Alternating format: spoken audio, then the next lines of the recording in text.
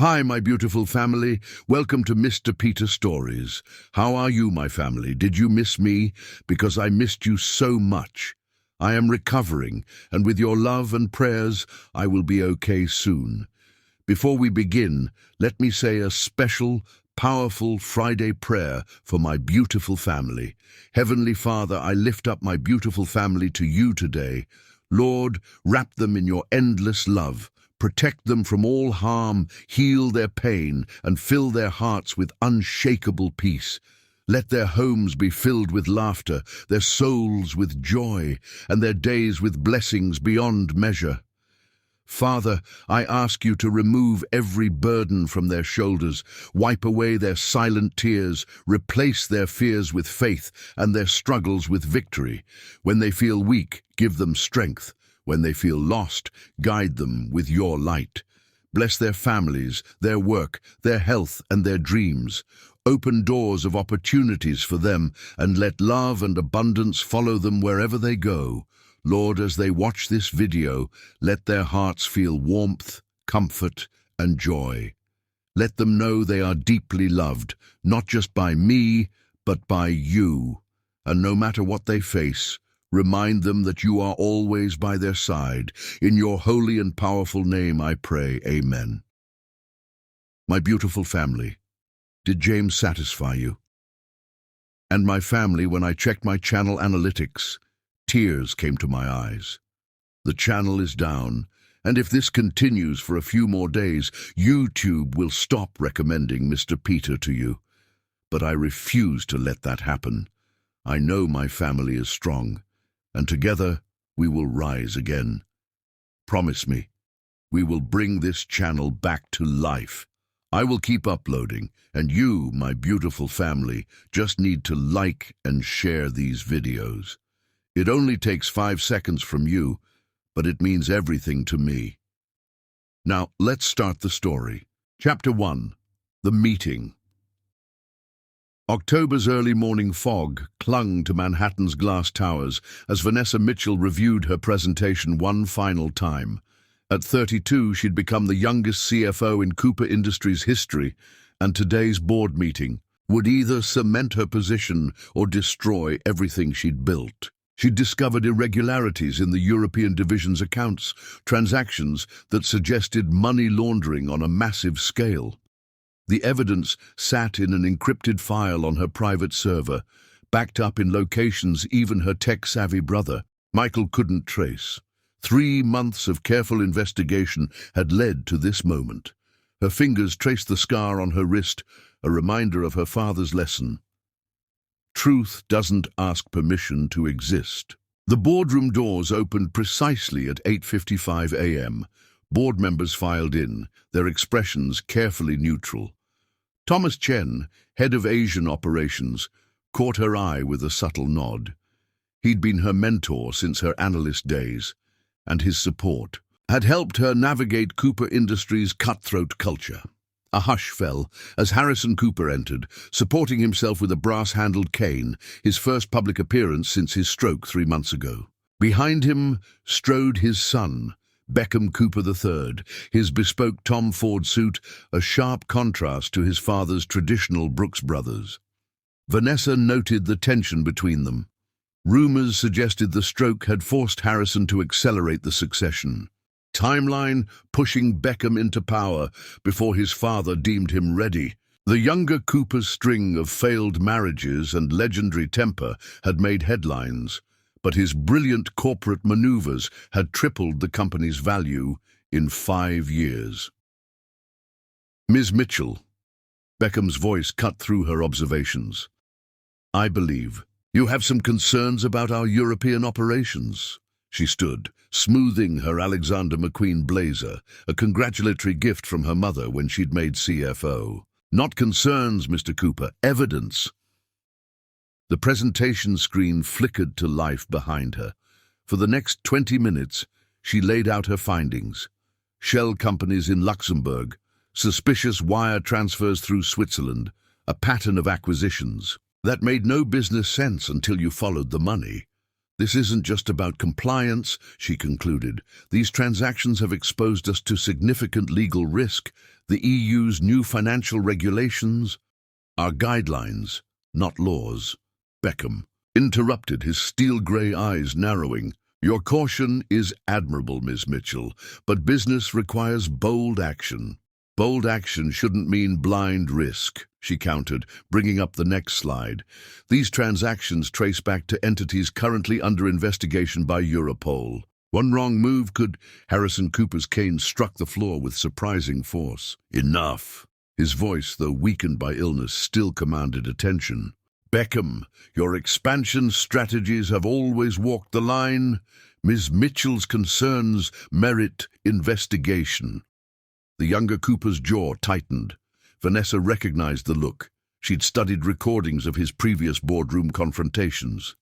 It was the same expression he'd worn before orchestrating his rival's downfalls. Perhaps, Beckham said smoothly, Ms. Mitchell would be willing to discuss her findings in detail. Dinner, perhaps. The invitation hung in the air like smoke. Vanessa met his gaze steadily. I prefer to keep business discussions in professional settings. My team can prepare a detailed report by Friday. Something flickered in Beckham's eyes. Surprise mixed with something darker. He wasn't used to rejection in any form. The board stirred uncomfortably, witnessing a shift in the corporate dynamic they'd known for years. As the meeting concluded, Harrison Cooper lingered. Walk with me, Ms. Mitchell. In his private elevator, the old man studied her silently. You've done exceptional work, he said finally, but you've also painted a target on your back. Beckham, he doesn't handle defiance well. I don't handle corruption well, she replied. Your son's brilliant, Mr. Cooper, but brilliance without ethics is just sophisticated destruction. Harrison's laugh turned into a cough. You sound like his mother. She was our chief counsel before... He trailed off, pain clouding his features. Watch your back, Miss Mitchell. Power doesn't appreciate being questioned. Later that evening, as Vanessa worked late in her office, a message appeared on her screen. Financial records from Beckham's previous marriages showing patterns of systematic destruction. The sender's name made her breath catch. Diana Cooper, Beckham's first wife, now living under an assumed name in Vancouver. You're not the first to challenge him, the message read. But you might be the first to succeed. Call me. Outside. Her window, Manhattan's lights glittered like fallen stars. Somewhere in that galaxy of glass and steel, Beckham Cooper was already planning his response to her defiance. But Vanessa Mitchell had learned long ago that truth, like light, finds its way through even the smallest cracks in power's facade. She opened a secure line and dialed Vancouver, knowing this call would change everything. Sometimes victory requires not just courage to fight, but wisdom to gather the right allies. Chapter 2. The Price of Loyalty. The October rain pelted against the windows of James Cooper's corner office on the 85th floor. 25 years of service surrounded him. Photographs capturing Cooper Industries' rise from regional manufacturer to global powerhouse, awards acknowledging his role in key acquisitions, and the worn leather chair where he'd mentored a young Beckham through his first hostile takeover. His computer chimed with an encrypted message from Diana Cooper. After 8 years of silence, Harrison's first daughter-in-law had resurfaced with warnings about Beckham's latest target. James glanced at the security camera in the corner, the one he'd personally helped disable during Diana's escape all those years ago. The intercom buzzed. Mr. Cooper requests your presence. The secretary's tone carried an undercurrent of concern. Sarah had been with the company long enough to recognize the signs of approaching storms. Walking to Beckham's office, James passed the portrait gallery of Cooper Industries' history. Harrison's face appeared in each decade's photo, aging gracefully, while the company grew around him. Beside the latest image hung a smaller photo, Catherine Cooper, Beckham's mother, at her swearing-in as chief counsel. Her mysterious death had transformed both father and son, though in drastically different ways. Beckham's office occupied the building's crown, its floor-to-ceiling windows offering a god's-eye view of Manhattan. The space had been redesigned. After Harrison's stroke, gone were the traditional leather and wood tones, replaced by chrome and glass that reflected Beckham's colder vision of power. "Tell me about Vanessa Mitchell's investigation." Beckham stood at the window, his reflection overlaying the city beyond. "Every detail, James, starting with who helped her access those records." James maintained his professional mask. "As CFO, she has authorized access to all financial data. Her investigation appears to be thorough and independent." "Independent?" Beckham turned, amusement playing across his features. Like Diana's escape was independent, or Catherine's accident. The threat hung in the air between them. James felt the weight of old guilt pressing against his chest. He'd helped Diana escape with evidence of Beckham's first marriage, arranged her new identity through old intelligence contacts. Catherine's death had officially been ruled an accident, but the questions she'd been asking about certain overseas accounts. "Ms. Mitchell is not Diana," James said carefully. "Her concerns are purely professional." "Professional?" Beckham echoed, moving to his desk. "Like these?" He pressed a button, and screens descended from the ceiling. Security footage played across them. James meeting with Harrison in the hospital, encrypted files being transferred, late-night conversations. "With Thomas Chen. You've been busy, old friend." Beckham's voice carried false warmth. "Did you think I wouldn't notice, that I wouldn't remember who taught me to monitor potential threats?" James straightened his spine. "Your father asked me to watch over the company during his recovery. If that means protecting it from unnecessary risks." "Protecting it?" Beckham laughed. "You're protecting nothing but my father's outdated notion of corporate ethics. The world has changed, James. Power isn't about playing by rules, it's about making them." A new image appeared on the screens. James's wife teaching at her elementary school, his daughter leaving her medical residency, his grandson playing in a park. The message was clear.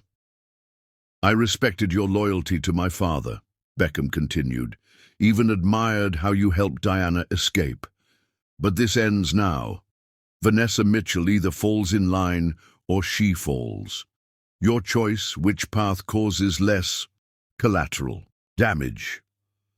James felt the years of compromise weighing on his shoulders. Each small concession to Beckham's growing corruption had led to this moment. "She's not someone you can threaten or buy," he said quietly. "She's different. Everyone has a price." Beckham retrieved a file from his desk. Her father's music program funding cut, her mother's catering licenses suddenly under review, her brother's tech startup losing its investors. Humans are disappointingly predictable, James. Pull the right strings. "And you create enemies who know your secrets," James finished. The words escaped before he could stop them. Beckham's smile vanished. "Careful, old man. Remember who taught me about keeping evidence." He pressed another button and security appeared. "Clear out his office. 25 years deserves some dignity. Give him an hour." As security escorted him out, James caught a glimpse of Vanessa through her office window. She was on the phone, her expression suggesting she'd received Diana's message. A plan began forming in his mind.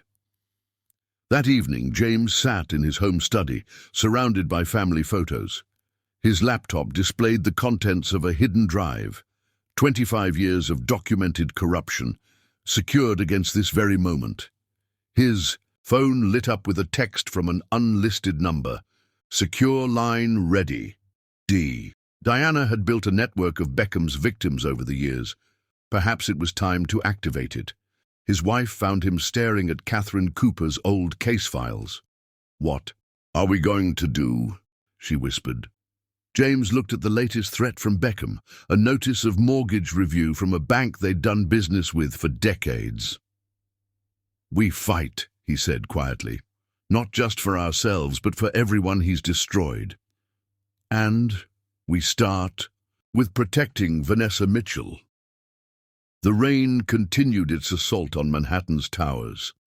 In his study, James Cooper began composing emails to carefully chosen recipients. Diana's network would provide evidence.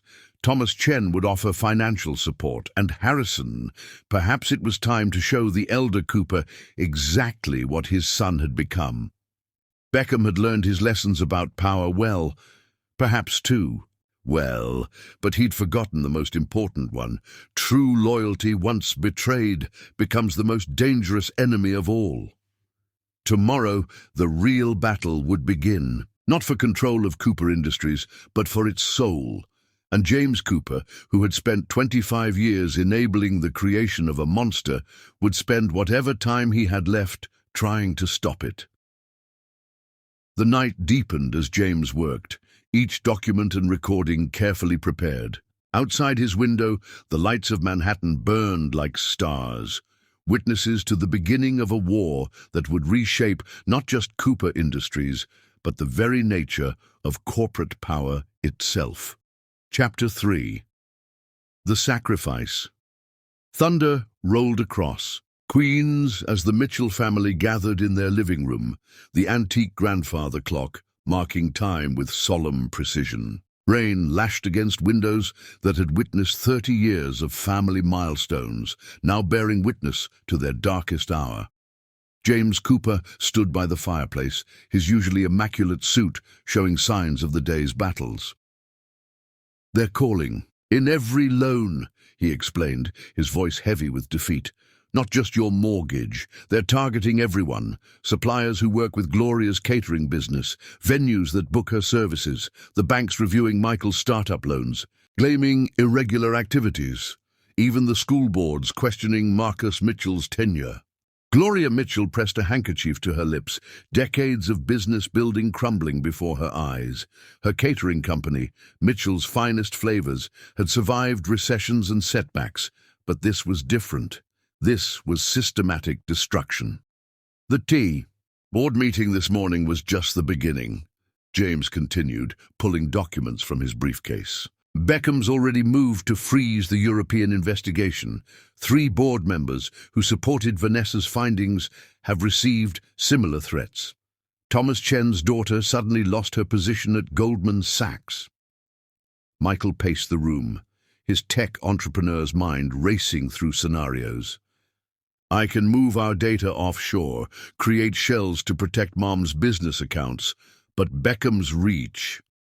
He paused, running hands through his hair. "He's not just using banks. He's leveraging every corporate connection the family's built over 40 years. Vanessa stood at the window watching lightning split the sky. Her phone displayed Beckham's latest message. "One night, that's my offer. Your family's problems disappear, and everyone gets what they want."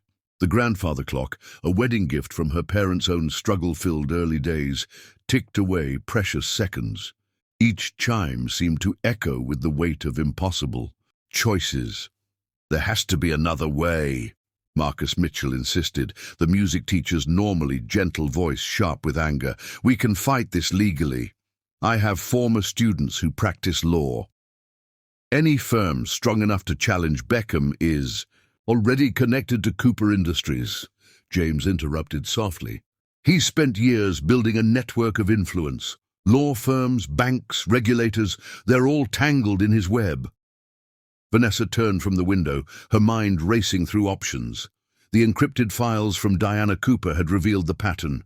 Each of Beckham's previous wives had faced similar pressure. Family businesses destroyed, careers derailed, lives systematically dismantled. But they'd faced him alone. "Tell me about Catherine Cooper's accident," she said suddenly, watching James's reaction.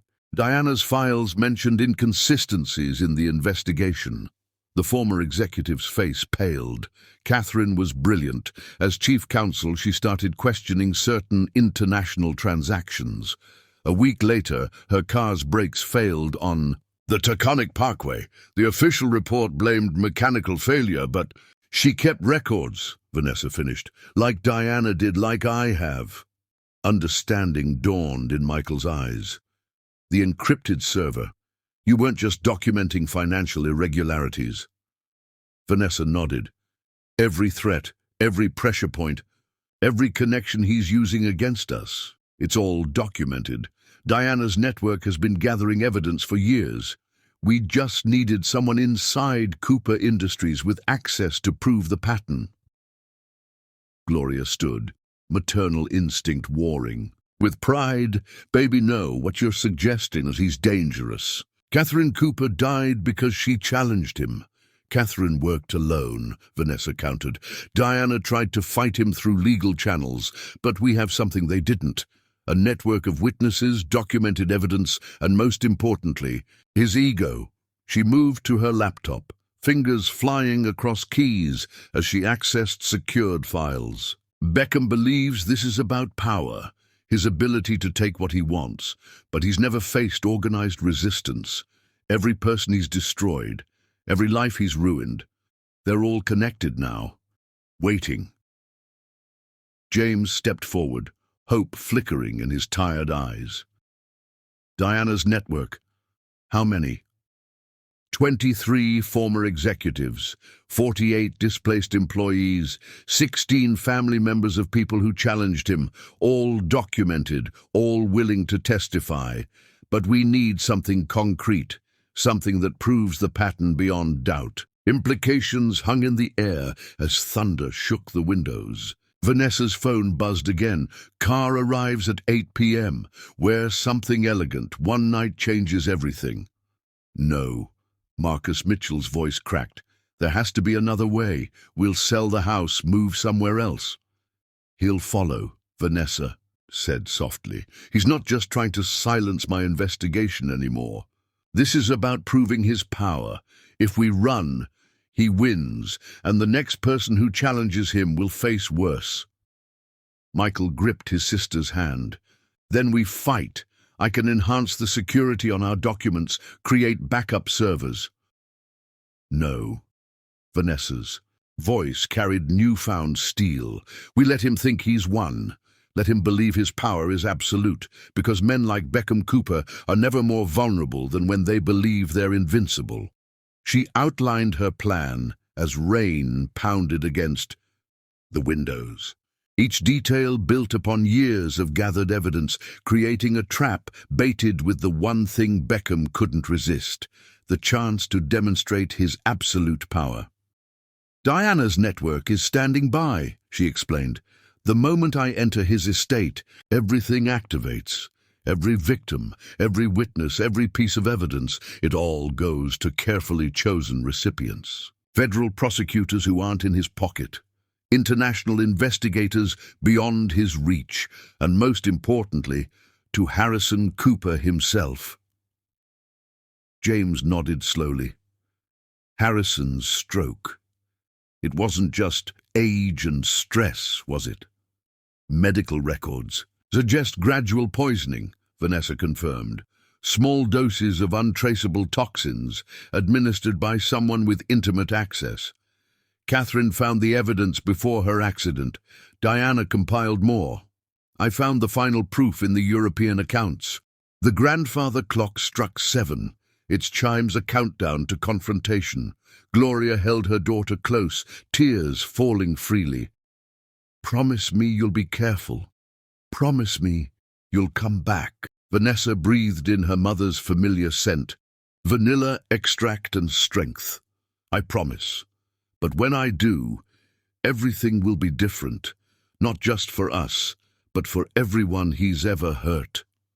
She withdrew from her mother's embrace and moved to her room to prepare. The black evening gown laid out on her bed wasn't just elegant. It was armored with hidden recording devices, courtesy of Diana's network. Every moment would be documented, every word preserved. As she dressed, Vanessa thought of Catherine Cooper, whose death had planted the seeds of Beckham's downfall, of Diana, whose escape had created the blueprint for resistance, of every person whose life had been shattered by a man who mistook wealth for worth.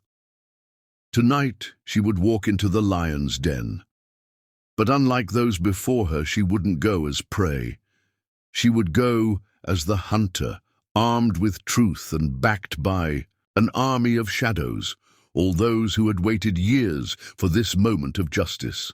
The rain continued its assault on Queens, nature's percussion marking time until the coming storm. In the Mitchell home, a family held each other close, their love a fortress against the gathering dark.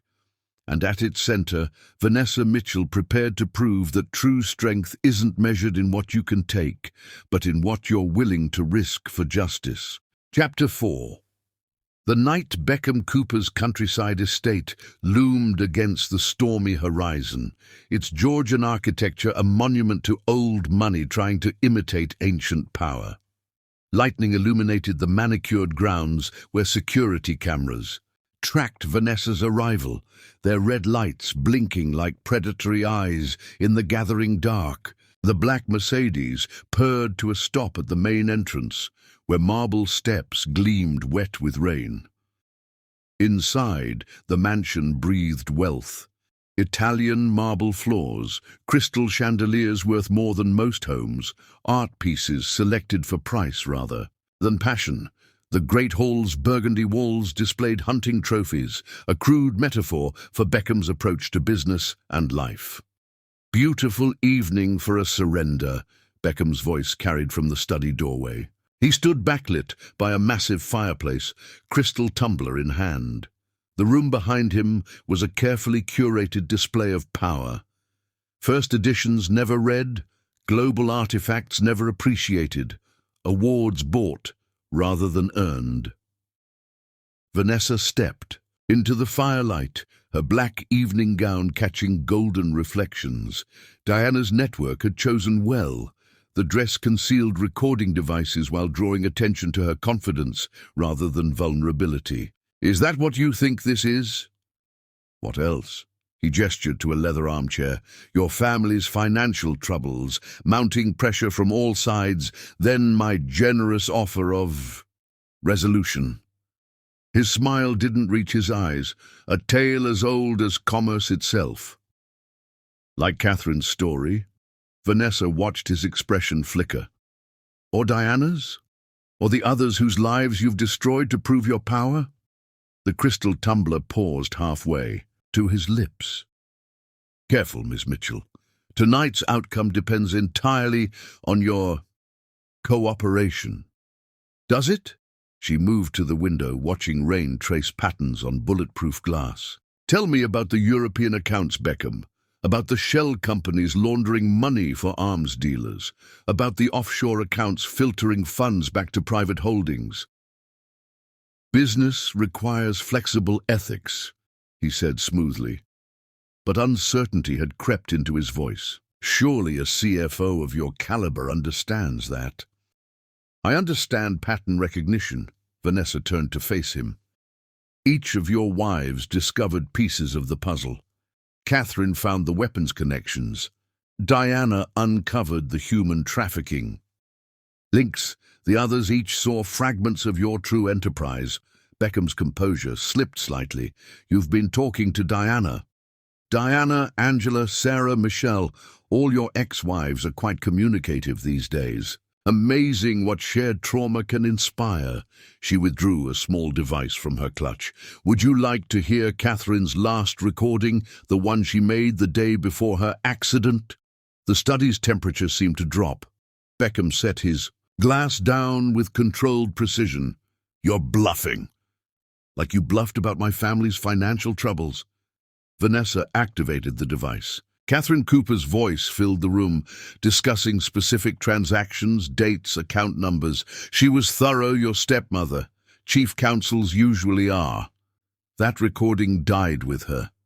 Beckham's mask cracked further. "Digital data never truly dies. Ask Diana's network, the one that's been gathering evidence since Catherine's murder. The one that includes former executives, displaced employees, destroyed families, all waiting for this moment." His laugh held an edge of desperation. "Evidence means nothing without power to enforce it." Every judge, every regulator, every legal, a firm reports to someone beyond your reach, Vanessa finished. The International Criminal Court doesn't care about your local connections. Europol isn't impressed by Manhattan social circles. And Harrison Cooper, how do you think your father will react to proof that his son murdered his wife? Beckham moved with sudden violence, grabbing her arm. You think you can threaten me in my own home with some pathetic attempt at blackmail? Vanessa met his gaze steadily. This isn't blackmail, Beckham. It's justice. Every word we speak, every move you make, it's being recorded, transmitted to secure servers. Diana's network is standing by. One signal from me and everything goes public. Then why come here? His grip tightened. Why risk everything for one night? Because you need to understand that power isn't what you think it is. She pulled free. Real power isn't in what you can take, but in what you can't break. Every person you've destroyed, they're stronger together than you ever were alone. The security monitors behind his desk suddenly flickered to life.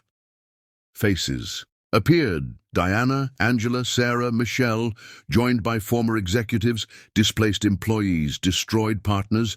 Each held evidence, each ready to testify. Impossible, Beckham whispered. No, Vanessa corrected. Inevitable. The moment you threatened my family, you activated a network built on the ashes of everyone you've burned. We've been waiting, gathering evidence, building cases. Tonight wasn't your victory, Beckham. It was your exposure. She moved to the desk, pressed a sequence of keys. Files began transferring, encrypted data flowing to multiple secure locations. By morning, federal agents will have everything. International prosecutors too. But most importantly, Harrison Cooper will know exactly what happened to Catherine. Beckham lunged for the computer, but the transfer was already complete. Outside, lightning-illuminated security vehicles approaching the estate, not his private force, but federal agents coordinated by Diana's network. You'll regret this, he snarled, reaching for a hidden drawer. Like Catherine regretted investigating you. Like Diana regretted escaping you. Vanessa's voice carried absolute certainty.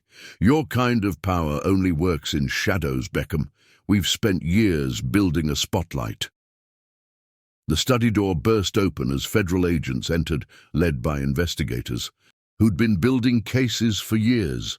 Beckham Cooper, who had spent a lifetime believing in his own invincibility, watched his empire crumble in real time. Vanessa gathered her belongings with deliberate calm. One night changes everything, she quoted his words back to him. You just didn't understand what kind of change was coming. As she walked out of the study, her phone lit up with confirmations from Diana's network. Evidence delivered, testimonies filed, cases activated across multiple jurisdictions, years of documented abuse, financial crimes, and corporate terrorism, all exposed in a single coordinated strike. The rain had softened to a gentle cleansing as she emerged from the mansion. Justice, like healing, sometimes requires storm before calm. Behind her, Beckham Cooper faced the consequences of believing that power meant never having to answer for one's actions.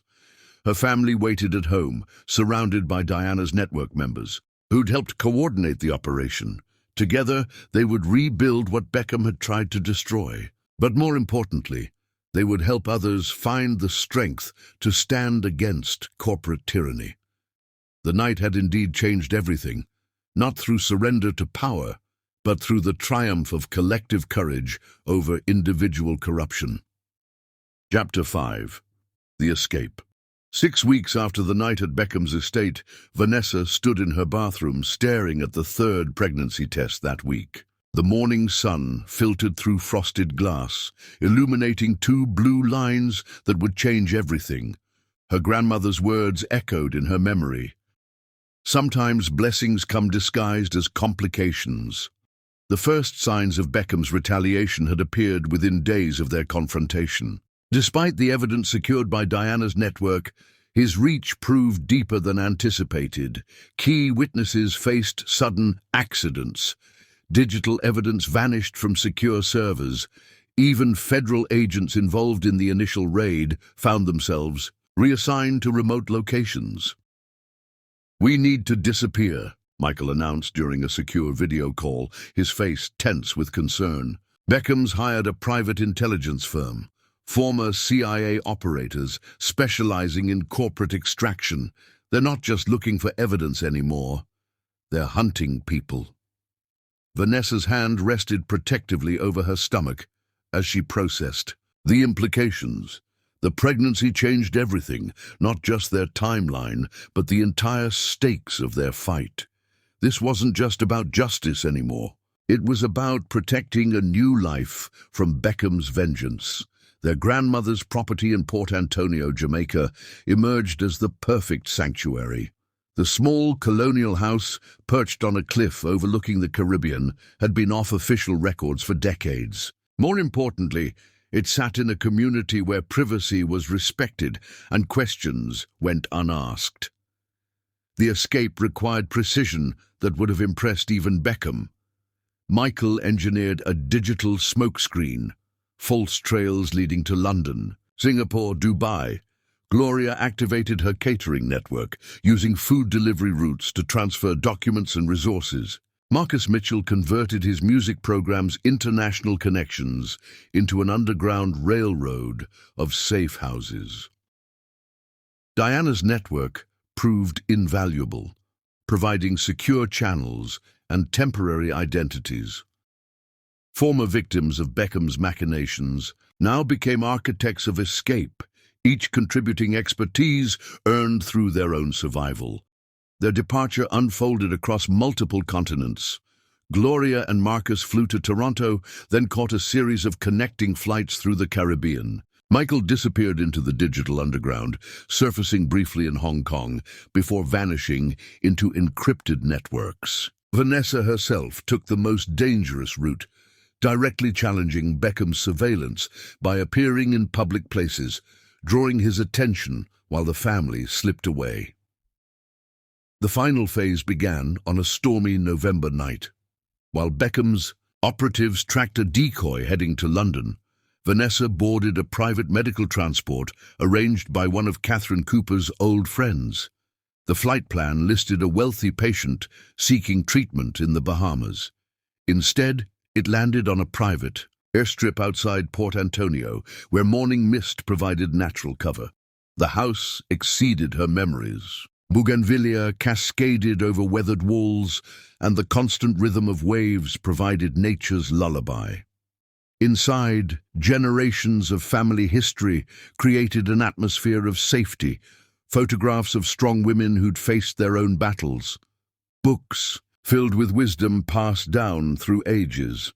Dr. Maria Santos, a discreet physician recommended by Diana's network, confirmed the pregnancy and became their first local ally. The older woman's eyes held understanding, born of treating other families seeking fresh starts.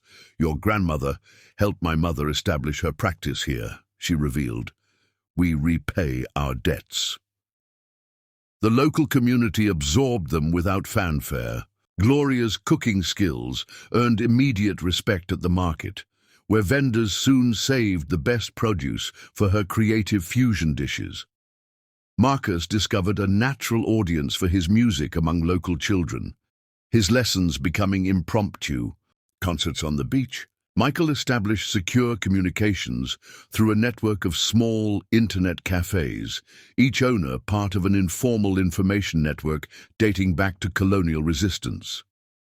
Vanessa spent mornings on the veranda, watching fishing boats dot the horizon while planning their eventual return.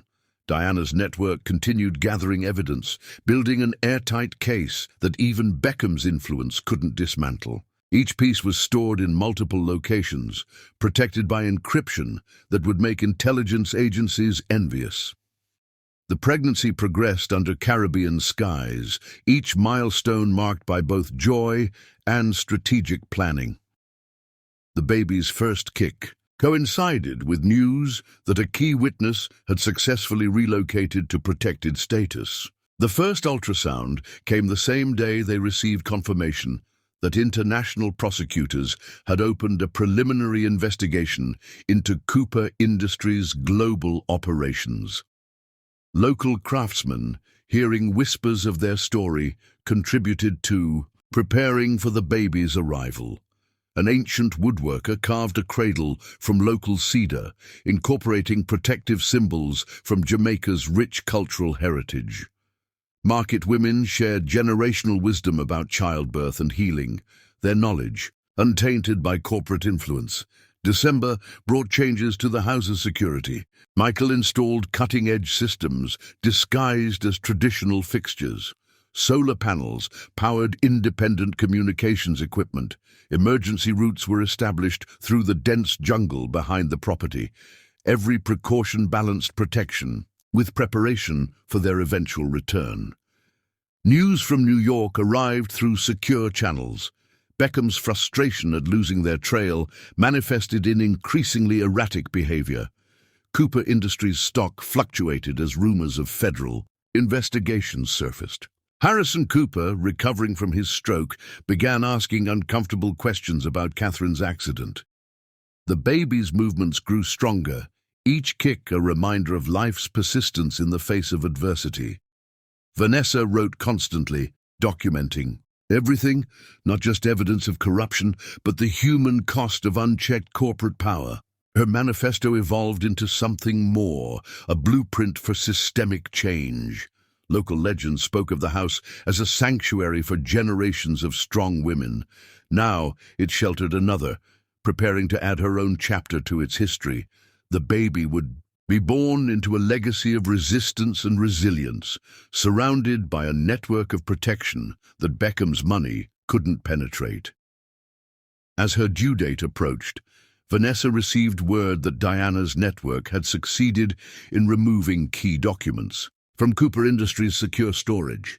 The evidence of Catherine's murder was now safely preserved, waiting for the right moment to emerge. The Caribbean seasons flowed one into another, marked not by temperature, but by subtle shifts in wind and rain. Each dawn brought them closer to justice. Each sunset confirmed the wisdom of their strategic retreat. This wasn't surrender. It was preparation for a battle that would reshape corporate accountability forever. In the end, Port Antonio gave them more than sanctuary.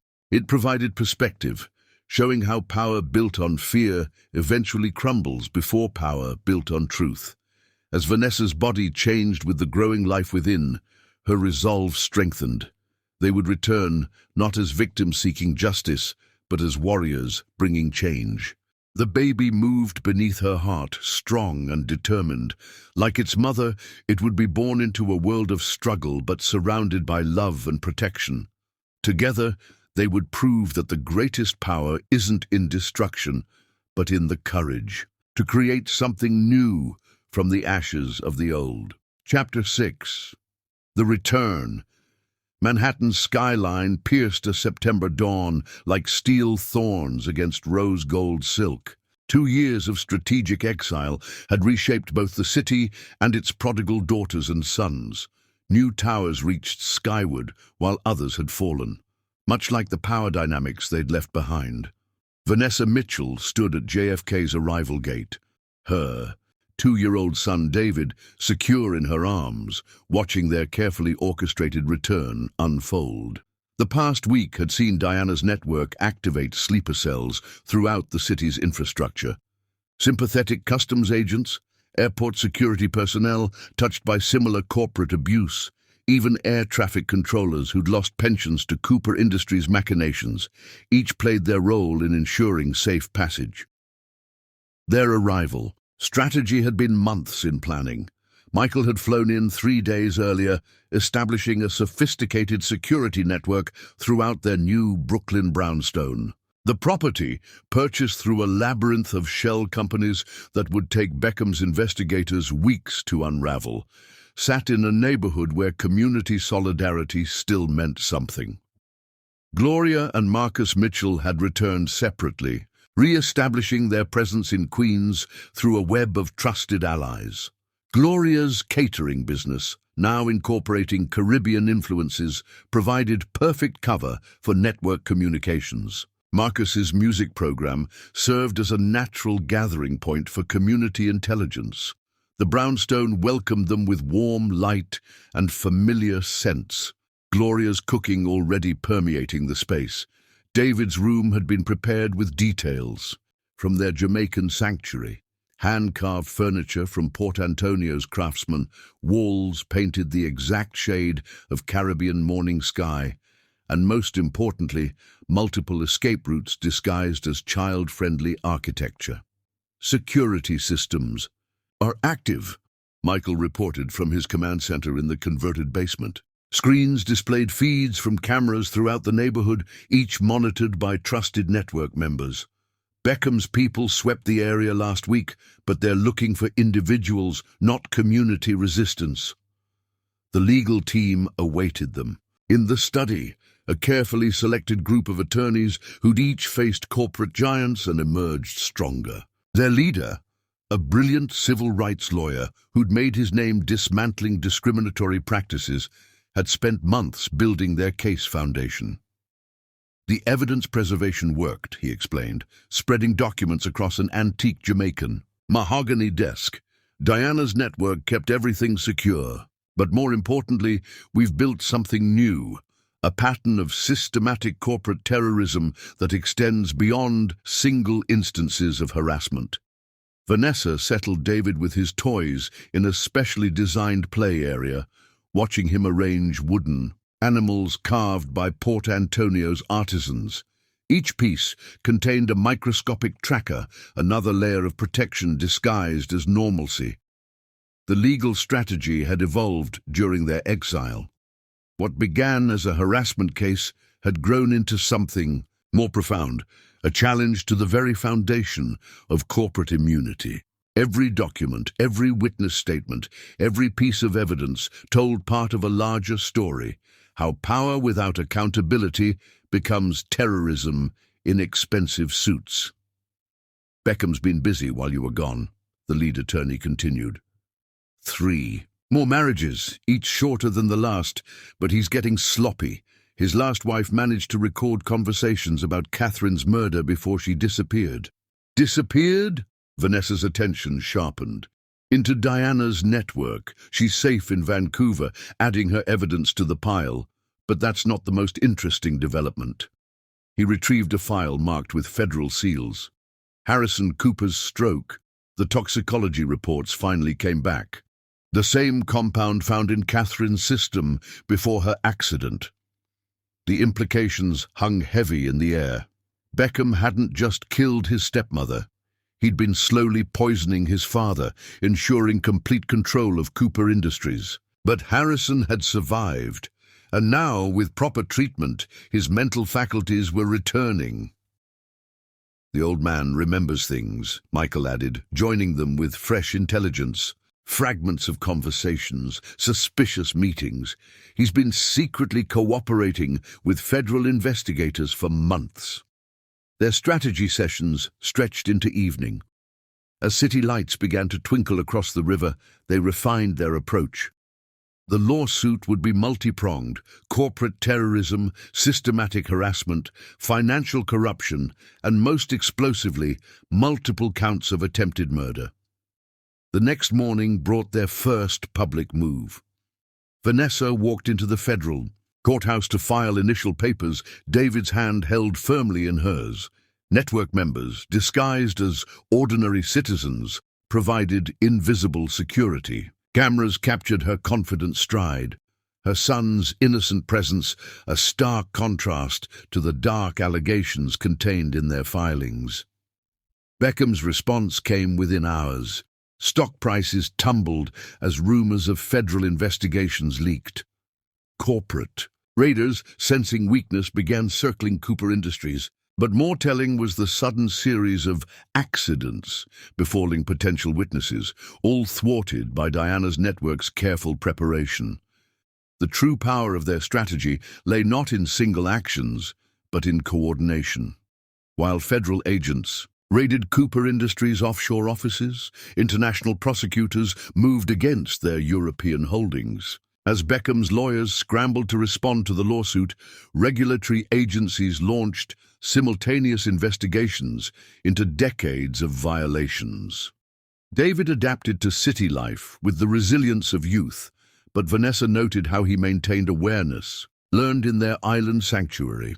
He automatically checked sightlines in new spaces, gravitated toward defensible positions in rooms, and never fully turned his back on doors. Habits that would have seemed paranoid in any other child, but were survival instincts in theirs. Their Brooklyn neighborhood proved an unexpected asset. The community, largely immigrant families who understood oppression's many faces, formed an informal watchdog network. Street vendors reported suspicious vehicles. Bodega owners monitored unfamiliar faces.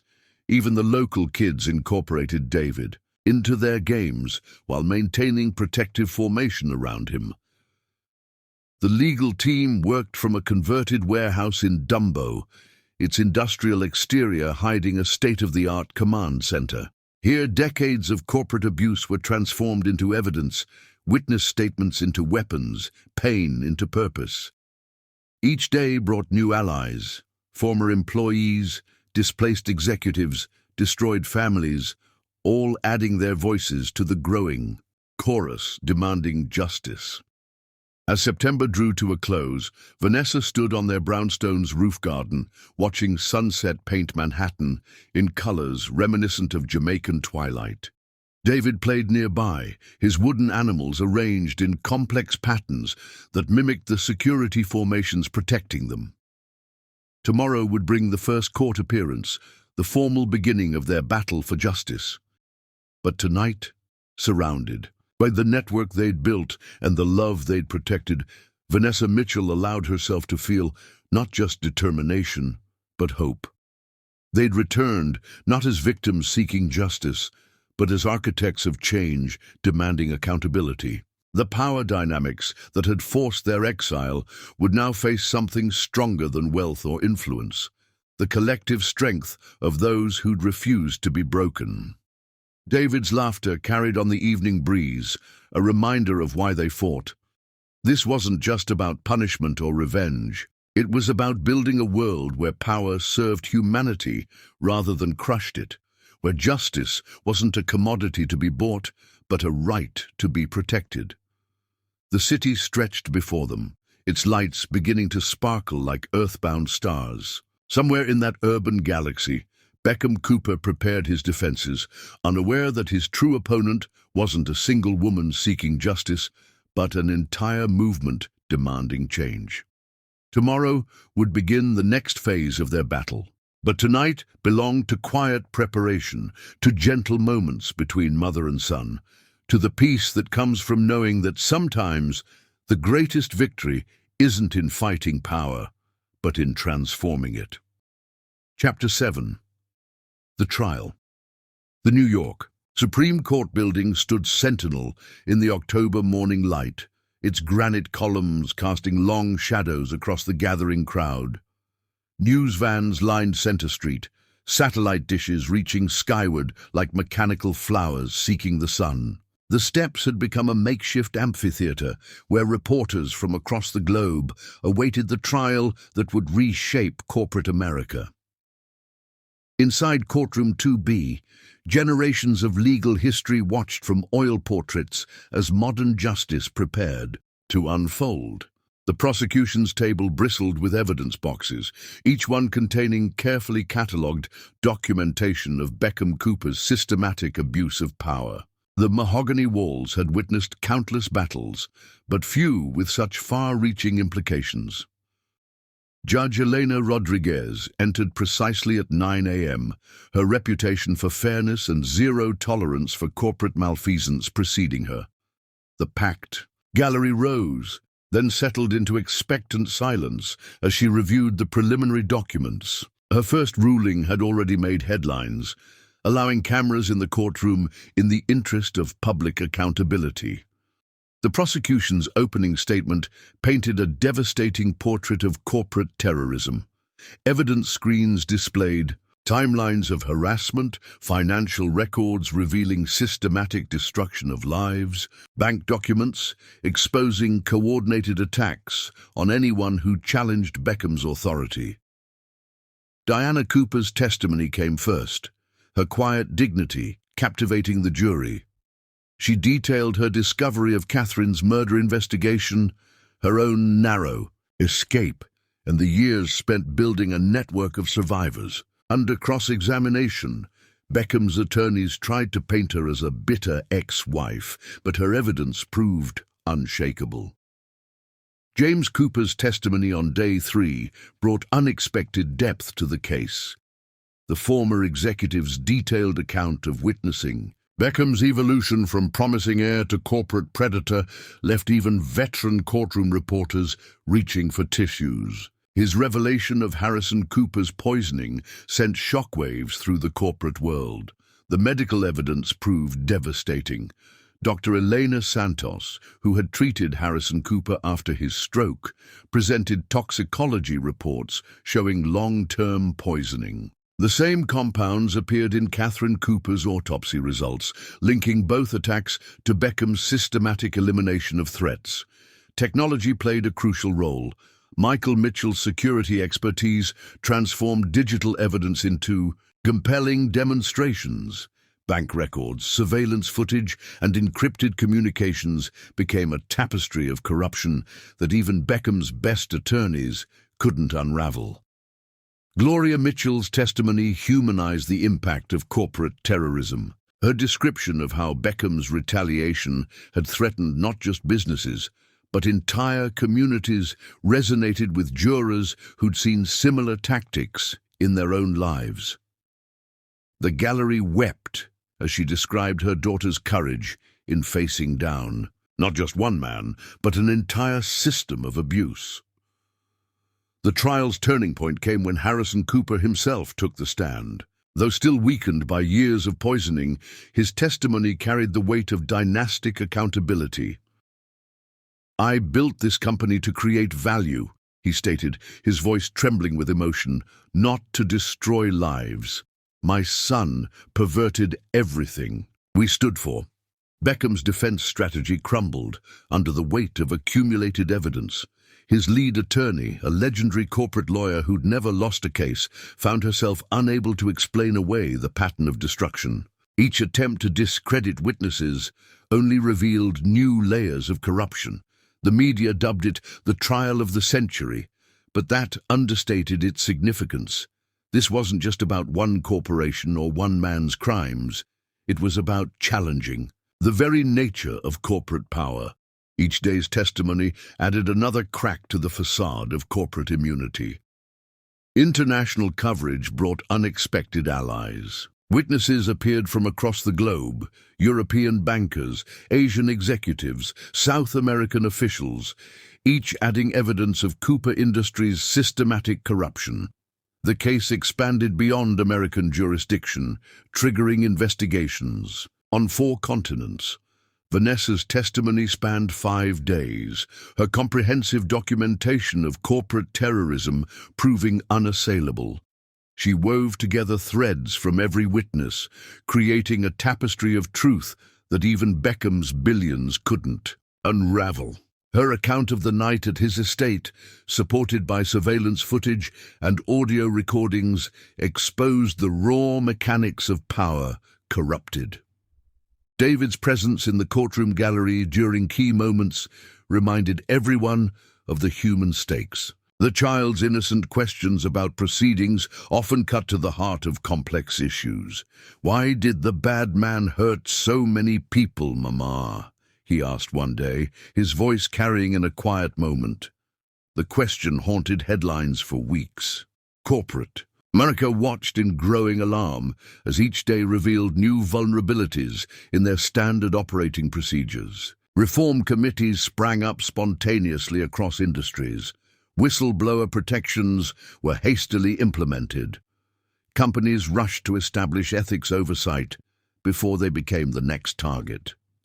The defense's final desperate move backfired spectacularly. They attempted to portray Beckham as a victim of conspiracy, but their star witness, his fourth wife, broke down under cross-examination and confirmed every allegation. Her testimony about her own narrow escape added another layer to the pattern of abuse. As the trial entered its final week, the gallery had grown to include representatives from regulatory agencies, corporate reform advocates, and survivors of similar abuse from other companies. Each day's proceedings were analyzed in law schools, business schools, and corporate boardrooms across the globe. Judge Rodriguez's instructions to the jury emphasized the historic nature of their duty. "You are not just deciding one case," she explained. "You are establishing precedent for how our society handles the intersection of power and responsibility." The jury's deliberation lasted 3 days. When they filed back into the courtroom, their faces carried the weight of revolution. The foreperson, a retired schoolteacher who'd lost her pension to corporate manipulation, stood with quiet determination.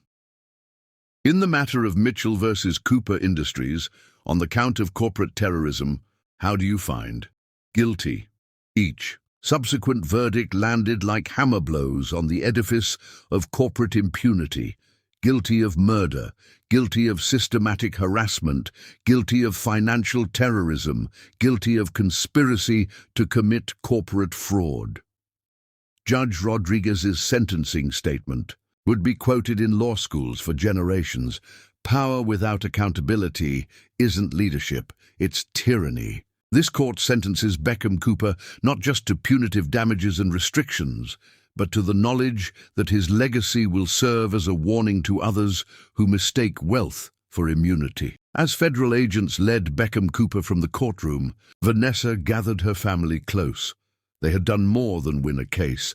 They had changed the very landscape of corporate accountability. Diana's network had emerged from shadows to become a formal organization dedicated to corporate reform. The Mitchell Foundation would carry their work forward, ensuring that no other family would face corporate terrorism alone. Outside, October sunlight painted the courthouse steps in autumn gold. Justice, like healing, comes not in single moments, but in steady progression toward light. The trial had ended, but its echoes would reshape corporate America for generations to come. Chapter 8. The Verdict. The morning after the trial's conclusion dawned with historic significance. The New York Times headline spread across 6 columns. Cooper Empire Falls, Landmark Verdict Reshapes Corporate America. Inside the Mitchell family's Brooklyn brownstone, Vanessa sat in her grandmother's restored rocking chair, watching the sunrise paint the sky in shades of victory, while headlines continued to flood her tablet. Wall Street Journal. Cooper Industries ordered to pay record $2.8 billion settlement. Financial Times. Corporate titans fall signals new era of accountability. Bloomberg. Jury awards, Mitchell 50% of Cooper's personal fortune. Corporate reform mandated. The verdict's implications rippled through global financial markets like aftershocks from an earthquake. Cooper Industries stock had plunged in after hours trading, triggering circuit breakers and emergency board meetings. Across the corporate world, companies scrambled to implement ethics reforms, desperate to avoid becoming the next target of public scrutiny. Judge Rodriguez's complete ruling filled 300 pages, each one a careful dissection of corporate abuse and its consequences. The financial penalties were staggering. 50% of Beckham's personal fortune, separate from company assets, would be transferred to Vanessa. But the true victory lay in the precedents established by the verdict. Beyond monetary punishment, the ruling mandated structural changes that would reshape corporate governance forever. Beckham was barred from serving as an officer or director of any public company for life. Cooper Industries would be required to establish an independent ethics board with real power to investigate and prevent abuse. Most significantly, the ruling established new legal standards for corporate responsibility that would influence cases for decades to come. The basement command center hummed with activity as Michael coordinated with Diana's network, now emerging from the shadows to become a formal watchdog organization. Screens displayed real-time updates from corporate boardrooms worldwide as companies rushed to implement reforms before shareholders demanded action. Harrison Cooper, watching from his hospital room, issued a public statement that sent additional shockwaves through the business community. He announced the creation of the Catherine Cooper Memorial Fund for Corporate Ethics, seeded with his personal fortune. The fund would support whistleblowers and finance investigations into corporate abuse. Global reaction exceeded all expectations. The European Union fast-tracked new corporate accountability legislation. Asian markets implemented stricter oversight regulations. Even traditionally secretive financial havens began reviewing their privacy laws in light of how they'd been used to shield corporate terrorism. In the Brownstones' kitchen, Gloria prepared a celebration feast that blended all the cultures that had supported their journey. Caribbean spices mixed with New York sophistication, creating something entirely new, much like the corporate landscape they'd helped create. David played nearby, his wooden animals now arranged in celebratory formations rather than defensive positions. The legal team gathered in the study, already preparing for the next phase. The verdict had created a template for corporate reform, but implementation would require constant vigilance. International investigations sparked by trial evidence were just beginning, promising years of continued revelation and reform. Media requests flooded in from around the world. Vanessa's story had transcended simple corporate drama to become a symbol of resistance against systemic abuse. Production companies bid for rights to adapt their journey, but Vanessa had other plans. Her manuscript, written during their Jamaican exile, would become a blueprint for corporate reform. James Cooper arrived with news from Cooper Industries' emergency board meeting. The company would be restructured entirely, with the ethics board taking unprecedented oversight powers. He had been asked to lead the transition, ensuring that the reforms wouldn't be mere window dressing. The verdict's most immediate impact appeared in unexpected places. Corporate recruiters reported increased emphasis on ethical track records over profit margins. Business schools rushed to revise curricula, adding mandatory ethics courses. Law firms specialized in corporate accountability sprouted across global financial centers. Diana's network transformed into the Corporate Accountability Alliance, with offices opening in major cities worldwide.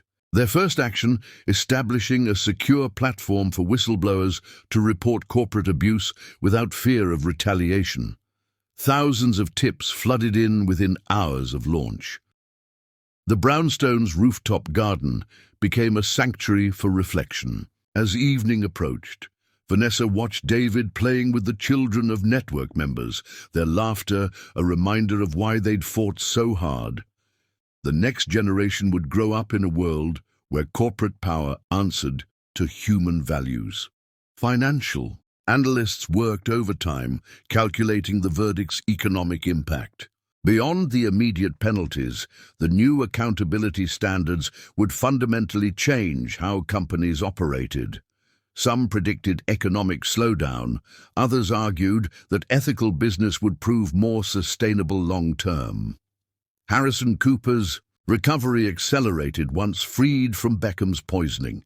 His testimony had proven crucial, but his post-verdict actions showed true redemption. The Catherine Cooper Memorial Fund would ensure that his wife's death continued driving positive change. The Mitchell Foundation took shape in the days following the verdict, its mission expanding beyond corporate reform to address systemic inequality. Vanessa's experience had shown how corporate abuse disproportionately affected vulnerable communities. The foundation would work to level the playing field. International prosecutors moved quickly to act on evidence revealed during the trial. Investigations opened across multiple jurisdictions, examining decades of corporate manipulation. The verdict had removed the shield of plausible deniability that had protected abusive practices. David's questions about the verdict revealed wisdom beyond his years. "Did we make the bad man stop hurting people?" he asked one evening. The answer was more complex than a simple yes. They'd done something far more important. They'd created a system to prevent others from causing similar harm. The verdict's most profound impact was cultural. Corporate power had long seemed untouchable, its abuse accepted as the cost of doing business. The Mitchell case proved that collective action could challenge even the most entrenched systems of corruption. As night fell over Brooklyn, Vanessa gathered with her family on the rooftop garden. City lights twinkled across the river, each one representing a story of struggle and hope. Their victory hadn't just changed laws or corporate structures, it had restored faith in the possibility of justice. David released his wooden lion into a new arrangement, no longer defending against threats, but leading a parade of celebration. His innocent gesture captured the transformation they'd achieved. Power needn't corrupt when properly balanced by accountability and human values. The verdict had done more than transfer wealth or punish wrongdoing. It had proven that integrity, armed with truth and determination, could reshape the very foundations of power. As her family gathered for their private celebration, Vanessa understood that their victory was not an ending, but a beginning. Chapter 9. The Redemption. Winter settled over New York like a blank canvas, snow transforming the urban landscape into something pure and possibility-filled.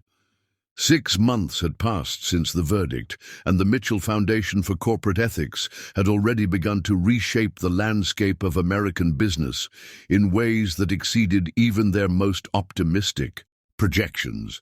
The Foundation's headquarters occupied an entire floor of a renovated textile factory in Brooklyn's Dumbo district. Floor-to-ceiling windows offered views of Manhattan's skyline, including the Cooper Industries Tower, now undergoing its own transformation under new leadership. The open concept office buzzed with energy as lawyers, researchers, and advocates worked to support other victims of corporate abuse. Vanessa's office, a corner space filled with natural light and Caribbean-inspired artwork, had become a sanctuary for those seeking justice. This morning, she sat across from Sarah Chen, a former executive who had reached out for help in exposing systematic discrimination at her former company. The woman's story echoed familiar themes of power abused and lives disrupted. "I never thought I'd find the courage," Sarah admitted, clutching a manila envelope filled with evidence. "But then I read about your case, about how you stood up to Beckham Cooper. It made me realize we don't have to accept abuse as the price of success." The Foundation's legal team, led by a diverse group of attorneys personally selected through Diana's network, had already taken on dozens of cases. Each victory added another brick to the wall of corporate accountability they were building. But their work went beyond individual cases. They were changing the very culture of American business. Educational programs reached into business schools, teaching future leaders about ethical leadership and responsibility. Corporate governance workshops helped companies establish genuine accountability measures. A whistleblower protection program provided safe channels for exposing workplace abuse. The transformation of Cooper Industries served as their most visible success story. Under James Cooper's guidance as head of the Ethics Committee, the company had implemented sweeping reforms.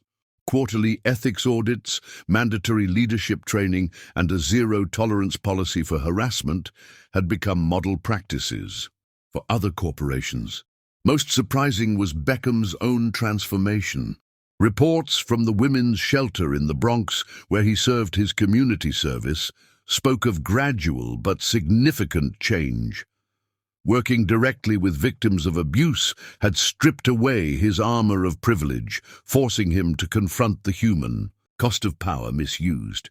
The Foundation's latest initiative, the Tomorrow's Leaders program, focused on mentoring young professionals from underprivileged backgrounds. The conference room was filled with eager faces as Vanessa shared her vision of ethical business leadership. "Success isn't measured by what you acquire," she told the assembled group, "but by what you give back. Each of you has the potential to reshape your industries, to prove that ethics and excellence aren't mutually exclusive." Diana's network had evolved into a global force for corporate reform. Their secure communication platform now connected whistleblowers across continents, while their investigation teams worked with regulatory agencies worldwide. The pattern of abuse they documented at Cooper Industries had helped identify similar situations in other companies. The Foundation's work attracted unexpected allies.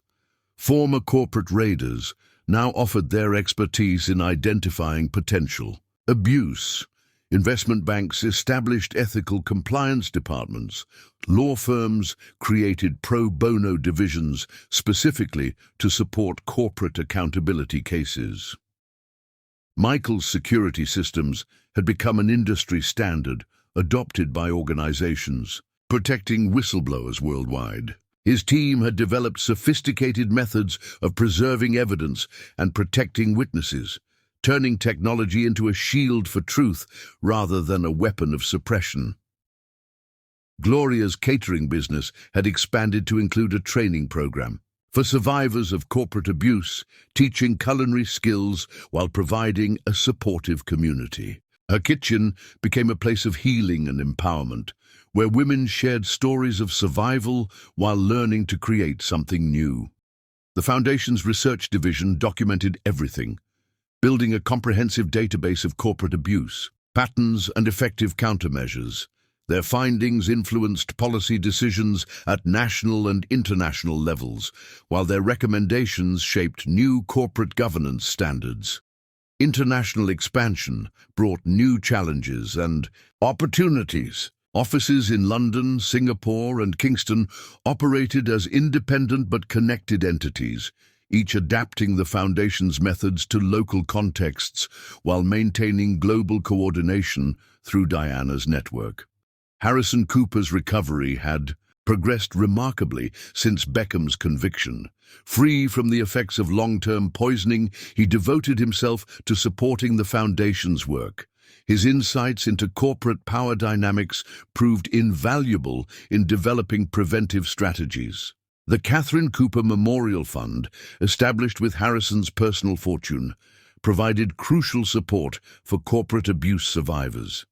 Catherine's dream of ethical corporate leadership was finally being realized, though not in the way anyone could have predicted. David thrived in this environment of purpose and positive change. His presence in the Foundation's offices reminded everyone of why their work mattered. He had grown from a symbol of survival into an embodiment of hope, his innocent questions often cutting through complex ethical discussions to reveal simple truths. The Foundation's art therapy program, inspired by David's connection to his wooden animals, helped other children process their families' experiences with corporate abuse. The walls displayed their artwork, pictures of justice and healing seen through young eyes. Vanessa's manuscript had become a bestseller, its raw honesty about corporate abuse sparking global conversations about power and responsibility. Business schools made it required reading, while corporate boards studied it for insights into preventing similar situations. The Foundation's work attracted attention from unexpected quarters. Religious leaders sought their advice on ethical investment. Environmental groups recognized parallel patterns in corporate environmental abuse. Labor organizations found new tools for protecting workers' rights. Their success inspired similar organizations worldwide. The Mitchell model, as it became known, provided a template for combining legal action, community support, and systemic reform. Each new organization added its own innovations while maintaining the core principles of accountability and human dignity. As winter deepened, Vanessa found herself reflecting on their journey. The foundation had become more than a response to injustice. It was a movement, a catalyst for change that reached far beyond its original mission. Each day brought new challenges, but also new opportunities to prove that power could serve humanity rather than dominate it.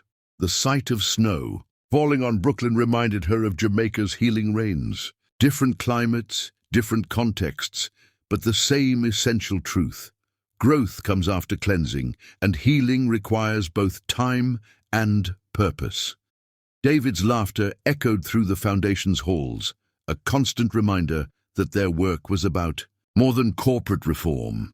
It was about creating a world where power served the future rather than imprisoned it. His wooden animals, still arranged in meaningful patterns, now told stories of triumph rather than survival. The foundation had become a testament to what people could achieve when they refused to be broken by power. Each success story, each reformed corporation, each healed life proved that redemption wasn't just possible, it was inevitable when people chose to stand together against abuse.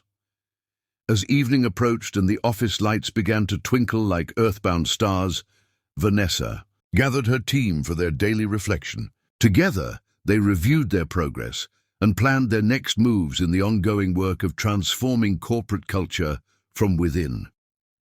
The redemption they sought wasn't just for individuals or companies, it was for the very concept of power itself.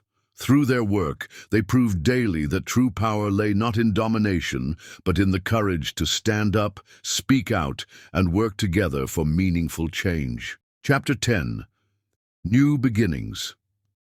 Spring burst into bloom across Brooklyn's brownstone-lined streets, cherry blossoms dusting the sidewalks with pale pink promises of renewal. 1 year had passed since the verdict that changed corporate America, and life had settled into new rhythms that none of them could have imagined during their darkest days. The Sunday morning sun streamed through the bay windows of Vanessa's brownstone, where David chased his new puppy, a rescue named Justice, through the living room. The brilliant young attorney who had led their legal victory sat at the kitchen island, reading the morning paper, while Gloria prepared her famous Sunday brunch. The domestic scene would have seemed impossible 2 years ago, when survival consumed every moment. International headlines still track the ongoing impact of their victory. European Union adopts Mitchell standards for corporate governance. Asian markets implement new ethics requirements. Global Summit on Corporate Accountability opens in Geneva. The Mitchell Foundation's influence had grown beyond their initial vision. What began as a response to one man's abuse of power had evolved into a global movement for corporate reform. Their headquarters now occupied 3 floors of the Dumbo building, each level dedicated to different aspects of their mission. The ground floor housed the Survivors Center, where victims of corporate abuse found immediate support and resources. The space had been designed with input from trauma specialists, combining practical assistance with emotional healing. Support groups met in sunlit rooms overlooking the East River, while professional counselors helped rebuild shattered confidence. The second floor contained the Legal Action Center, where teams of attorneys worked pro bono on cases that followed the precedent set by their victory. The walls displayed framed headlines, marking each successful case, creating a timeline of corporate culture transformation. Young lawyers competed for fellowships here, seeing it as the Harvard of corporate accountability law. The top floor, dubbed the Innovation Hub, focused on preventing future abuse through education and system redesign. Business leaders attended workshops on ethical management, while tech teams developed new tools for protecting whistleblowers. The space hummed with the energy of positive change. David had grown into a remarkable 3-year-old, his personality shaped by the unique environment of hope and purpose surrounding him. He moved confidently through the Foundation's offices, high-fiving staff members and sharing his wooden animals with children in the Survivors Center. His presence reminded everyone why their work mattered. The brilliant attorney who had championed their case had become more than a legal partner. His gentle strength provided a different kind of support than what Vanessa had known before. Their professional collaboration had deepened into something more profound, built on shared values and mutual respect. Gloria's catering business had evolved into a full-scale culinary academy, training survivors in both cooking skills and business, in management. Her fusion cuisine, blending Caribbean traditions with New York innovation, became a metaphor for their approach to corporate reform, preserving what worked while creating something new and better. Michael's security systems division had revolutionized whistleblower protection. His team developed encryption methods that even government agencies couldn't crack, ensuring that evidence of corporate misconduct couldn't be buried or destroyed.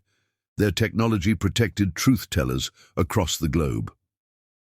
The network Diana had built continued to expand, now operating as a formal organization with chapters in 30 countries. Their secure communication platform connected corporate accountability advocates worldwide, sharing resources and strategies. Diana herself had emerged from hiding to lead public campaigns for reform. James Cooper's transformation of Cooper Industries became a case study in corporate redemption. The company's new ethical business practices earned international recognition, proving that profitability and responsibility could coexist. Harrison Cooper, fully recovered, served as chairman emeritus, focusing on mentoring the next generation of ethical business leaders. Even Beckham showed signs of genuine change. His work at the women's shelter had evolved from mandated service to voluntary commitment. The man who once wielded power as a weapon now taught classes on recognizing and preventing abuse. His story became part of the Foundation's curriculum on redemption and responsibility. The brownstone itself reflected their journey's evolution. The basement command center remained, but now coordinated global initiatives rather than defensive measures. The rooftop garden flourished with plants from Jamaica mixed with local species, creating a peaceful retreat for reflection and planning. David's room had transformed as well. The defensive architecture remained subtle, but was now complemented by creative spaces and learning areas. His wooden animals, still arranged in meaningful patterns, told stories of adventure rather than survival. The Jamaican craftsman who had carved them visited regularly, teaching David the art of woodworking and the wisdom of his culture. The brilliant attorney's presence in their lives grew naturally, his understanding of their journey making him uniquely suited to share their path forward. He connected with David through music, teaching the boy guitar while sharing stories of his own family's fight for justice in previous generations. Their Sunday gatherings became legendary in the neighborhood. Gloria's fusion cuisine drew people from all backgrounds, creating an informal salon where corporate reformers mingled with local activists, sharing ideas and building coalitions. These meetings often sparked initiatives that would reshape corporate practices. The Foundation's influence reached into unexpected areas. Sports teams consulted them on ethical management. Entertainment companies sought their guidance on workplace culture. Even religious organizations requested their help in managing institutional resources responsibly. David's questions about their work revealed growing understanding. "Are we helping people be strong together?" he asked one Sunday morning. His insight captured the essence of their mission: strength through unity, power through shared purpose. The brilliant attorney's relationship with Vanessa deepened through their shared commitment to justice. Their evening discussions on the rooftop garden ranged from legal strategy to personal dreams, each conversation strengthening their connection. His presence brought a steadiness that balanced the intensity of their work. As spring progressed, the Foundation launched new initiatives, The Youth Leadership Program taught ethical business practices to high school students. The Corporate Transformation Institute helped companies restructure around human values. The Global Accountability Network coordinated reform efforts worldwide. Their impact on corporate culture showed in measurable ways. Companies voluntarily adopted Mitchell standards for ethical practice. Business schools revamped curricula to emphasize social responsibility. Investment firms developed new metrics for measuring corporate ethics. The brilliant attorney's proposal for expanding their legal education program sparked lengthy discussions on the rooftop garden. These conversations increasingly blended professional passion with personal connection, their shared vision for the future encompassing both institutional and intimate dreams. David thrived in their evolving family dynamic, his natural empathy enhanced by exposure to their work. He developed his own ways of welcoming new survivors to the foundation, sharing his wooden animals and stories of strength. His innocent wisdom often cut through complex situations to reveal simple truths. As spring flowers bloomed across Brooklyn, their future took shape with growing clarity. The Foundation's work would continue expanding, but personal joy need not be sacrificed to professional purpose. They had proven that love could flourish alongside justice, that families could grow stronger through shared commitment to positive change. The brilliant attorney's increasing presence in their lives felt natural and right. His understanding of their journey, his gentle strength, and his dedication to justice made him a perfect partner in both professional and personal spheres. Together, they began imagining a future that combined purpose with joy, mission with love. Their story had evolved from one of survival to one of transformation. Each new beginning built upon lessons learned, each step forward guided by commitment to positive change. The power they now wielded wasn't about control or dominance. It was about creating something beautiful from the ashes of adversity. Chapter 11. The Proposal. Central Park bloomed in full spring glory, the Bethesda fountain's waters dancing in the late afternoon sunlight. Cherry blossoms floated on gentle breezes, nature's confetti celebrating new beginnings. The brilliant attorney had chosen this spot with careful deliberation, a place of public beauty reclaimed for private joy, much like Vanessa's journey. From corporate warrior to beacon of change. The day had been orchestrated with the same precision that had won their landmark case. David, dressed in his favorite blue suit from a Jamaican tailor, had spent the morning with his grandparents at the Central Park Zoo, strategically positioned for the moment to come. Michael had discreetly positioned cameras to capture every angle of the Fountain Plaza, while Gloria had arranged for a string quartet to emerge at precisely the right moment. The attorney stood by the fountain's edge, remembering the long path that had led here. His hand touched the antique ring box in his pocket. Inside nestled his grandmother's ring, restored and resized by an artisan jeweler in Brooklyn. The platinum band held not just a diamond, but 3 small sapphires that matched the color of the Caribbean waters where Vanessa had found her strength. Diana's network, now a powerful force for corporate reform, had helped coordinate the moment's security. Former victims turned advocates monitored the perimeter, ensuring their private moment remained protected. Even the park's vendors had been briefed, part of the invisible network of protection that had grown from their shared struggle. The text from Michael arrived right on schedule. V approaching from the south path. Operation New Chapter is go. Vanessa appeared through the tunnel of elm trees, sunlight playing through new leaves to dapple her cream silk dress with shadows like nature's lace. She had just finished giving a keynote speech at Columbia Business School about ethical leadership, her words inspiring a new generation to view power as responsibility rather than privilege. The Foundation's success had exceeded their wildest hopes. Their model of corporate reform had been adopted globally, with offices now operating on 5 continents. Each day brought news of companies voluntarily implementing Mitchell standards, of whistleblowers finding protection, of lives rebuilt from the ashes of corporate abuse. Music began to drift through the air, the string quartet emerging from their hidden position, playing the same melody that had been playing in his office the first time she had truly smiled at him, months before the trial began. The musicians were themselves survivors of corporate abuse, their artistry now serving celebration rather than survival.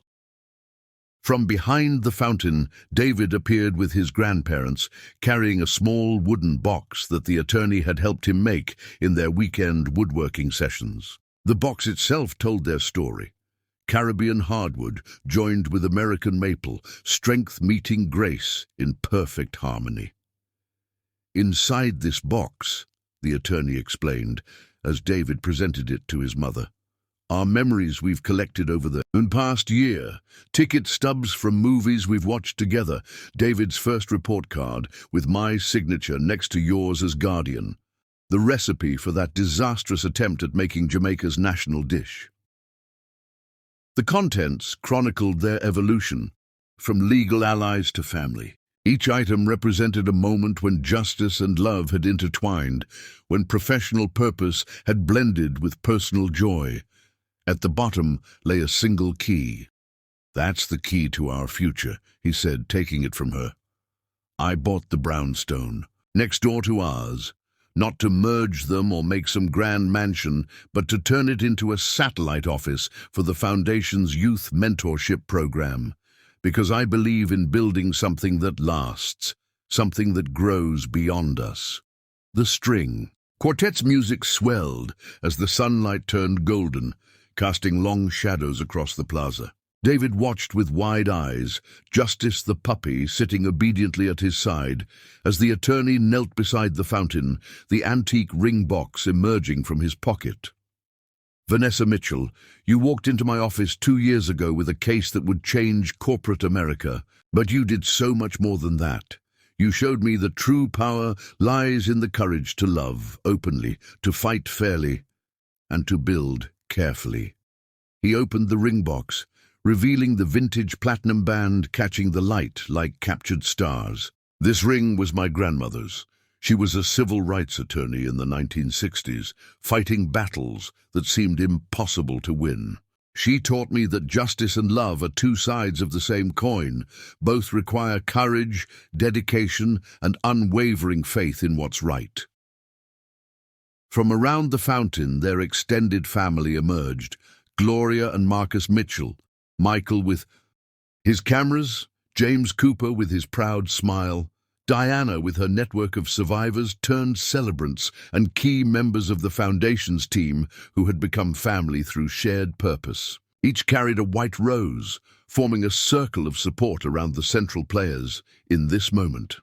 "The Mitchell Foundation helps people reclaim their power," he continued, still on one knee. "But you, Vanessa, you helped me understand what power really means. It's not in courtroom victories or corporate boardrooms. It's in Sunday morning pancakes with David. It's in late-night strategy sessions that turn into stargazing on the roof. It's in building a future that's bigger than ourselves." David couldn't contain himself any longer, bouncing on his toes as he added, "Say yes, Mama. We already picked out room colors for the new house."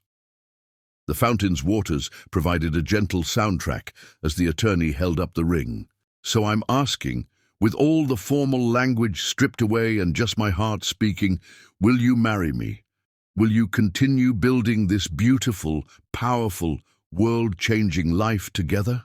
Vanessa looked at the ring, at her son's eager face, at the man kneeling before her who had proved that power could be gentle and love could be strong. Her answer would shape not just their personal future, but the ongoing mission they shared. The setting sun painted Central Park in shades of promise as Vanessa Mitchell, survivor, warrior, mother, beacon of change, prepared to say the word that would begin their next chapter. The future stretched before them, bright with possibility and rich with purpose, waiting for her answer. The moment hung suspended in the golden light, surrounded by those who had shared their journey. From darkness to dawn, each person present represented a thread in the tapestry of change they had woven together, proof that love could flourish in the soil of justice. Behind them, the city skyline stood transformed, not just by new buildings, but by new standards of corporate accountability that they had helped establish.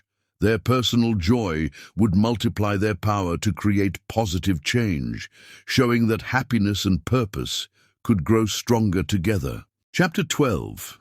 The Wedding. The Brooklyn Botanic Garden transformed itself for the occasion, cherry blossoms creating a natural cathedral of pink and white petals. Early morning light filtered through the cherry esplanade's canopy, nature's own stained, glass casting dappled shadows on the gathering below. After 3 years of battles and victories, of darkness turned to light, Vanessa Mitchell prepared to celebrate not just a wedding, but a triumph of love over power. The Cherry Pavilion had been converted into a bride's sanctuary, its glass walls offering views of the garden's splendor, while providing privacy for the final preparations. Gloria arranged her daughter's wedding dress, a masterpiece of elegant simplicity designed by survivors from the Foundation's fashion industry program. The ivory silk fell in clean lines, its only adornment the intricate Caribbean-inspired embroidery at the hem, each stitch telling a story of heritage and hope. "Something borrowed," Gloria said, fastening her mother's pearls around Vanessa's neck. The same pearls that had witnessed courtroom battles and corporate confrontations would now witness promises of love and commitment. "Something blue," added Michael, presenting a sapphire bracelet that matched the stones in her engagement ring. The gems had been ethically sourced through one of the Foundation's partner organizations, their beauty unmarred by exploitation. "Something old," James Cooper contributed, offering Catherine's vintage silver hairpin. "She wore this the day she first challenged corporate corruption. It seems fitting for it to witness a different kind of justice today." "And something new," David announced proudly, presenting a hand-carved wooden heart he'd made with his soon-to-be stepfather, the natural grains of Caribbean cedar flowing into American maple. Outside, 300 guests gathered beneath the cherry blossoms. The guest list read like a testament to transformation. Survivors turned advocates, executives who'd chosen ethics over expedience, lawyers who had followed their precedent to fight their own battles for justice. Among them sat students from the Foundation's mentorship program, their presence a promise of continued change. The string quartet began playing as the brilliant attorney took his place beneath the flower-laden arch. His best man, a fellow advocate for corporate reform, handed him a handkerchief with a knowing smile. These tears would be different from those shed in courtroom battles. David emerged first, carrying the wooden box he and his future stepfather had crafted together. Inside rested the rings, his mother's a delicate platinum band designed to nestle against her engagement ring, the attorney's a simple gold circle engraved with the words "Love Justly" in flowing script. The music shifted to a unique arrangement that blended classical wedding march with steel drum rhythms, a musical representation of their merged worlds. As Vanessa appeared at the end of the petal-strewn aisle on her father's arm, the gathered crowd rose in silent tribute. The attorney felt his breath catch. Vanessa's beauty had always been evident, but today it radiated from within. The serene power of a woman who had faced darkness and emerged stronger, who had transformed vengeance into justice, who had built victory not on the defeat of others, but on the triumph of truth. Judge Rodriguez, who had presided over their landmark case, now stood ready to officiate their marriage. Her words carried the weight of both legal authority and personal understanding. "We gather today not just to unite two people, but to celebrate the power of love, to transform justice into healing. The vows they exchanged wove together their personal and professional commitments. The attorney spoke first, his legal eloquence transformed by emotion. "I choose you, Vanessa, not because you're strong, though you are. Not because you're brilliant, though you shine brighter than any star. I choose you because together we've proven that love is the greatest power there is." Vanessa's response carried the same certainty that had once faced down corporate giants. "I choose you, not because you helped me win a battle, but because you showed me that true victory lies in building something beautiful from something broken. Together, we'll continue creating change in this world."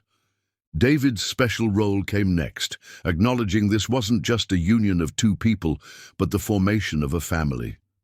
The boy stepped forward, serious in his tailored suit, and read from his heart, "I choose both of you as my parents. Mum, who teaches me that being strong means being kind. Dad, who shows me that being brave means standing up for others." The exchange of rings became a three-way promise, with David receiving a special pendant that matched their bands.